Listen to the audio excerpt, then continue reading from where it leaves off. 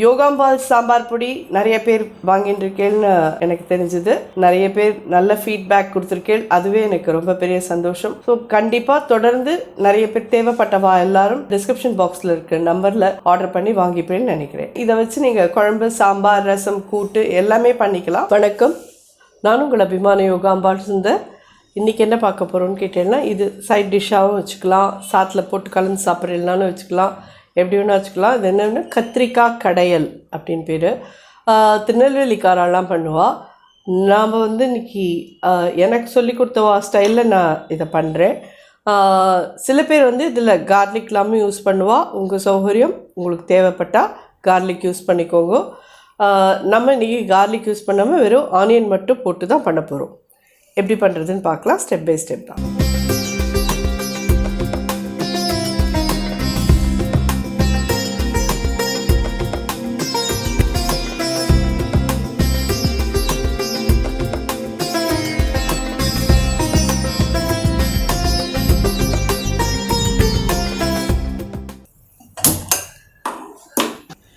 ஒரே ஒரு ஸ்பூன் எண்ணெய் விட்டுக்கிறேன்.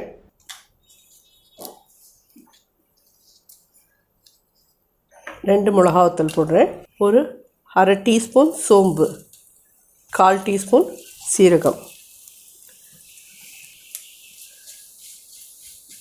இனிஷியலி நிறைய எண்ணெய்லாம் விட வேண்டாம். இது கொஞ்சமாக ஒரு ஸ்பூன் விட்டுருக்கோம் இல்லையா, இது போதும். இந்த ஸ்டேஜில் நீங்கள் பூண்டை போட்டு நசுக்கி போட்டு நல்லா வதக்கிக்கிறேன், வதக்கிக்கோங்க. இப்போ வெங்காயம், பெரிய வெங்காயம் ஒன்று நீளமாக கட் பண்ணி போட்டிருக்கேன்.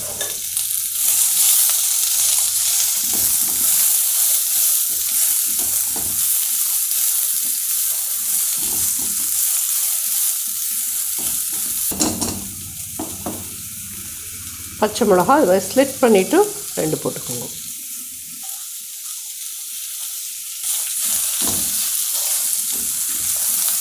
இனிஷியலி வதக்கத்தே 1 ஸ்பூன் 1.5 ஸ்பூன் கிட்டக்க எண்ணெய் போடும். அப்புறமா தாளித்து வேற கொட்டணும் மேலே.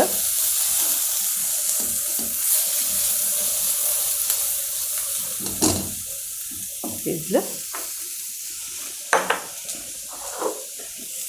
தக்காளி, 2 தக்காளி, மீடியம் சைஸ் தக்காளி,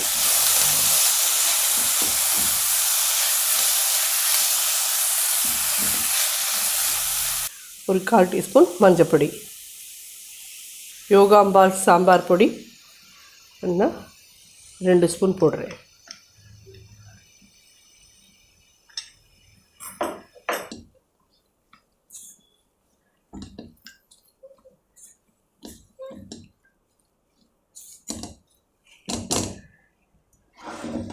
கத்திரிக்காயை இந்த மாதிரி நல்ல விதையே இல்லாத கத்திரிக்காயாக வாங்கிக்கோங்க. வெண்ணெய் மாதிரி இருக்கிற கத்திரிக்காயாக மெல்லிஸாக கட் பண்ணிக்கோங்க.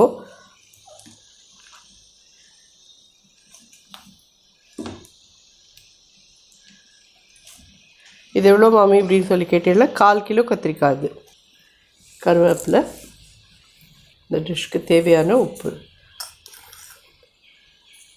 1 டீஸ்பூன் கிட்ட போட்டிருக்கேன்.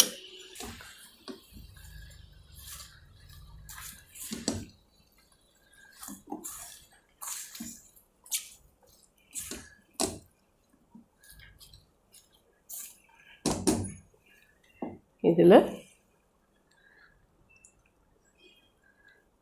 ஒரு பெரிய நெல்லிக்காய் சைஸ்க்கு இல்லைன்னா ஒரு சின்ன எலுமிச்சம்பழம் சைஸ்க்கு புளி எடுத்துக்கோங்க. இது கெட்டியாக கரைச்சி அதில் விட்டுடலாம். எல்லாமே சேர்ந்து நல்லா மசிஞ்சு வெந்ததுக்கு அப்புறமா மத்தால் நல்லா அதை கடைஞ்சி எடுக்கிறதுக்கு பேர் தான் கத்திரிக்காய் கடையல். இதில் பூண்டுலேருந்து எல்லாம் போட்டு நீங்கள் நல்லா ஒன்றா மசிச்சு எடுத்துட்டேன்னா வாசனை நல்லா பிரமாதமாக இருக்கும்.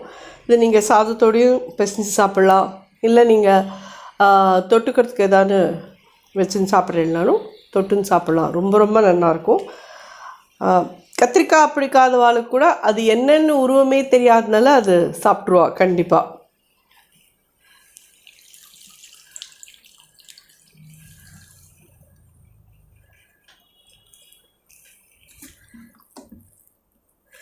இது நல்லா வெந்து நல்லா குழையட்டும். மூடி போட்டு வச்சிடலாம். கெட்டியாக ஆனதுக்கப்புறமா நல்லா வெந்ததுக்கப்புறம் பார்க்கலாம். இது நீங்கள் வேக விடுறதுக்கு சப்போஸ் கொஞ்சம் எக்ஸ்ட்ராவாக தண்ணி வேணும்னா தண்ணி விட்டு நல்லா கொதிக்க விட்டு நல்லா மசிய விட்டுருங்க. பார்த்தீங்கன்னா நல்லா ஒரு 10-15 நிமிஷமாக இது கொதிச்சுட்டுருக்கு. அப்பப்போ கிளறி விட்டுருக்கேன், அவ்வளோதான். நல்லா கத்திரிக்காயோட உருவமே இல்லாமல் நல்லா மசிஞ்சிருக்கு, தெரியறதா? இப்போ நம்ம மற்ற இல்லைன்னா பருப்பு கடையிற இது தானே இருக்கும் இல்லையா, அதால் இந்த மாதிரி நல்லா மசிச்சிருவோம்.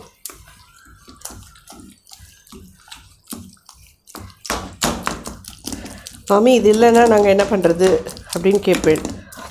எல்லா இடத்துலையும் அட்லீஸ்ட் விஸ்காவது வச்சுட்டுருப்பேன் இல்லையா, இந்த விஸ்காலையாவது நல்லா மிக்ஸ் பண்ணுவோம்.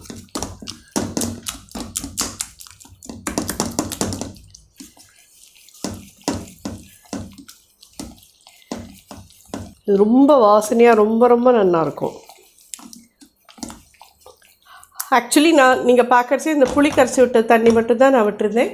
அப்புறம் வேகணுன்றதுக்கோசரம் 1 கப் தண்ணி விட்டு நல்லா வேக வச்சுருக்கேன். அப்படி வெந்தால் தான் இந்த மாதிரி மசிக்க முடியும். மசிக்கிறதே தான் கத்திரிக்காயோட உருவம் தக்காளியோட உருவம்லாம் இல்லாத நல்லா மசிஞ்சு இதாகிடும். இதை நீங்கள் இப்படி பண்ணுறது எங்களுக்கு டைம் ஆகுது அப்படின்னா குக்கரில் வேணாலும் பண்ணிக்கோங்க. குக்கரில் இதே மாதிரி எல்லாம் வதக்கிட்டு இது மாதிரி தக்காளி வெங்காயம் பூண்டு எல்லாத்தையும் போட்டு கத்திரிக்காயும் போட்டு புளி விட்டு தண்ணி விட்டு மூடிடுங்க. மூடிட்டு நல்லா ஒரு 2-3 விசில் வாங்கிட்டு திறந்துட்டு அதுக்கப்புறம் நல்லா இந்த மாதிரி கடைஞ்சேல்னா ஈஸியாக ஆகிடும். இன்னும் நல்லா கடைஞ்சிட்டோம்.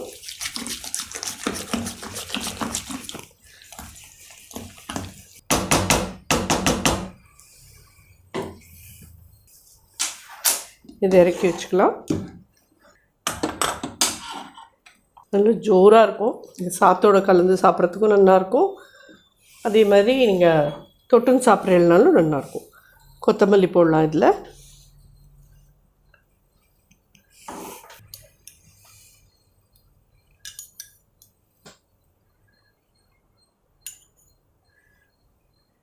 மூணு டீஸ்பூன் எண்ணெய் விட்டுருக்கேன். கடுகு ஒரு 1/4 டீஸ்பூன், ஜஸ்ட்டு 1/4 டீஸ்பூனுக்கும் கம்மியாக ஜீரகம், உளுத்தம்பருப்பு ஒரு 1/2 ஸ்பூன், மிளகாவத்தல் 1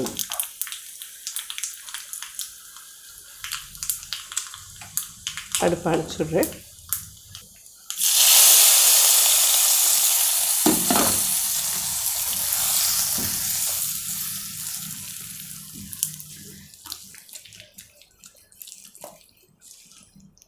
இந்த உளுத்தம்பருப்பெல்லாம் நம்ம சாதம் போட்டு கலந்து சாப்பிட்றதே ஃப்ரெஷ்ஷாக தாளித்து கொட்டிருக்கிறதுக்கும் அதுக்கும் நல்லா ஜோராக கிறிஸ்பியாக இருக்கும். முன்னாடியே போட்டேன்னா அது ஒரு மாதிரி சொதக்குன்னு ஆகிடும். ஸோ இது ஜோரான கத்திரிக்காய் கடையல் ரெடி ஆகிடுது. கண்டிப்பாக எல்லோரும் ட்ரை பண்ணி பார்த்துட்டு எப்படி இருந்தது ஃபீட்பேக்ஸ் இருக்கும். தேவைப்பட்டவா கண்டிப்பாக பூண்டு யூஸ் பண்ணிக்கோங்க, ரொம்ப ரொம்ப ஜோராக இருக்கும். அதே மாதிரி இந்த மாதிரி தனியாக நாங்கள் பண்ணலை, ரொம்ப டைம் எடுக்கிறது. ஏன்னா எனக்கு இது ஆறத்துக்கு குறைஞ்சபட்சம் 15 நிமிஷத்துக்கிட்ட ஆயிருக்கு. குக்கர்னால் உங்களுக்கு ஒரு 3 விசில் கடகடன்னு வாங்கினேன்னா அணைச்சிட்டு ப்ரெஷர் இறங்கினதும் அப்படியே கடைஞ்சிட்டு தாளித்து கொட்டினேன்னா முடிஞ்சு போச்சு. எப்படி வேணாலும் நீங்கள் பண்ணிக்கலாம், உங்கள் சௌகரியம் போல் பார்த்து பண்ணிக்கோங்க. நன்றி, வணக்கம்.